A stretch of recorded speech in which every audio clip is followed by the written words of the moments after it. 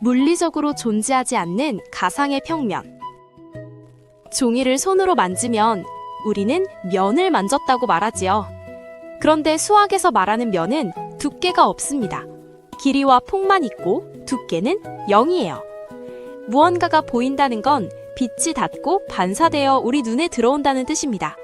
하지만 두께가 전혀 없는 대상은 빛을 받아줄 자리 자체가 없지요. 그러니 수학의 면은 눈으로 보는 대상이라기보다 머릿속에서만 성립하는 약속에 가깝습니다. 여기서 한 걸음 더 나가면 평면이 나옵니다. 끝이 없이 사방으로 뻗어나가는 완전히 평평한 면 말이죠. 우리가 일상에서 만나는 벽과 종이, 책 속의 삼각형은 평면 그 자체가 아니라 평면을 흉내낸 작은 조각일 뿐입니다. 그 가상의 평면은 언제 하나로 잡힐까요? 종이에 점을 3개 찍는 장면을 떠올려 보면 됩니다. 세 점이 한 줄로 나란히 서버리면 우리는 평면보다 먼저 직선을 만나지요.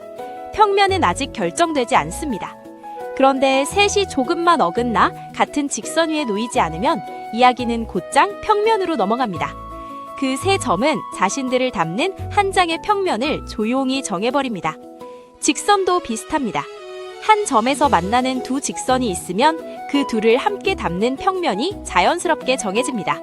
두 직선이 만나지 않아도 괜찮지요. 서로 평행하기만 해도 둘을 함께 폼는 평면은 자연스럽게 정해집니다. 결국 기준이 생기는 순간 평면은 그 기준을 따라 하나로 잡힙니다.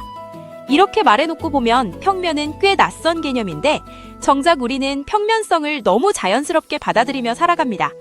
길을 걸을 때는 바닥이 고르게 이어지는지 살피고 자전거는 평평한 도로에서 흔들림을 덜 느낍니다.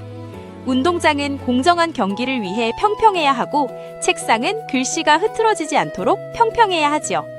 스마트폰 화면과 TV 화면처럼 우리의 소통과 여가도 대부분 평평한 판 위에서 펼쳐집니다. 그런데 우리가 만나는 평평함은 자연 그대로 주어진 것이라기보다 대부분 누군가가 깎고 다듬어 만든 결과입니다. 평면은 우리를 편하게 해주지만 그 편리함이 때로는 착각을 부르기도 하지요. 세상을 평면으로만 바라보는 습관이 굳어지면 자연이 가진 공간성을 놓치기도 합니다. 규모와 시선의 차이 때문에 우리가 평평하다고 느끼는 것이 사실은 그렇지 않은 경우가 생기거든요. 바다 위의 배는 평평한 바다를 달리는 것 같아도 해안선은 원래 곡선이고 지구는 둥글지요. 우주에서 지구를 바라보는 순간 우리가 붙잡고 있던 평면의 감각이 한꺼번에 풀립니다. 마치 개미에게는 바닥이 끝없는 평면처럼 느껴지고 시야가 높은 기린에게는 같은 바닥이 더 휘어져 보이는 것처럼요.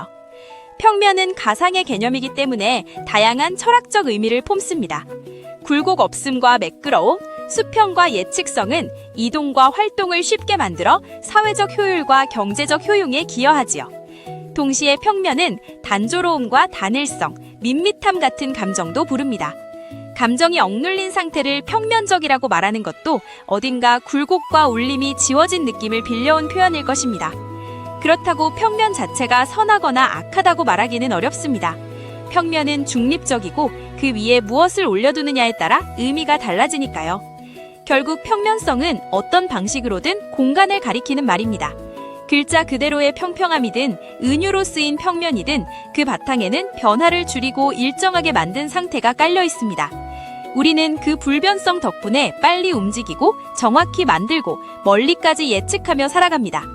다만 가끔은 그 불변성의 무대를 잠시 벗어나 보는 것도 필요하겠지요. 그때 비로소 우리가 살고 있는 세계가 원래 얼마나 입체적이었는지 다시 보이기도 하니까요.